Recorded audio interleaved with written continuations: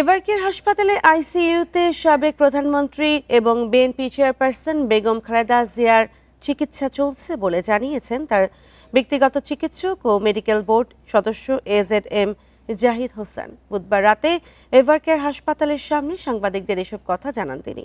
জানান, খালেদা জিয়ার স্বাস্থ্যের অবস্থা কিছুটা উন্নতি হয়েছে। টানা 18 দিন ধরে রাজধানীর এভারকেয়ার হাসপাতালে দেশি বিদেশি চিকিৎসকদের নিবিড় পর্যবেক্ষণে রয়েছেন বিএনপি চেয়ারপারসন বেগম খালেদা জিয়া। শারীরিক অবস্থার উন্নতি না হওয়ায় বিএনপি চেয়ারপারসনকে লন্ডন নেয়ার তারিখও বারবার পেছানো হচ্ছে।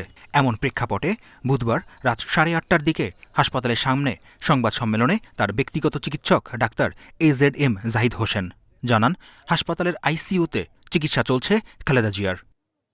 ওনাকে যে চিকিৎসা দেওয়া হচ্ছে সেই চিকিৎসা উনি আগের মতোই, আমাদের মেডিকেল সায়েন্সের ভাষায় যদি বলি, she can continue on maintaining her treatment, এবং ডাক্তাররা যে চিকিৎসা দিচ্ছে সেটি উনি গ্রহণ করতে পারছেন এবং সেটি উনি নিয়ে সত্যিকার অর্থে রেসপন্স করছেন। দেশি বিদেশি চিকিৎসকদের তত্ত্বাবধানে খালেদা জিয়ার সর্বোত্তম চিকিৎসা চলছে জানিয়ে তিনি বলেন, যে কোনো পরিস্থিতিতে প্রয়োজনে বিদেশে নেয়ার প্রস্তুতিও রয়েছে।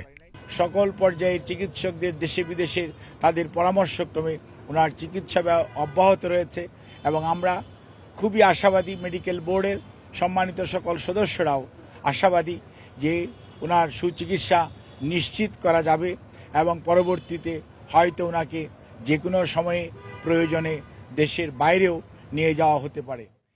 এ সময় বিএনপি চেয়ারপারসন বেগম খালেদা জিয়ার স্বাস্থ্যের বিষয়ে কোনো ধরনের গুজবে কান না দেওয়ার আহ্বানও জানান ডাক্তার জাহিদ হোসেন। মেহেদী হাসান, ইন্ডিপেন্ডেন্ট নিউজ, ঢাকা।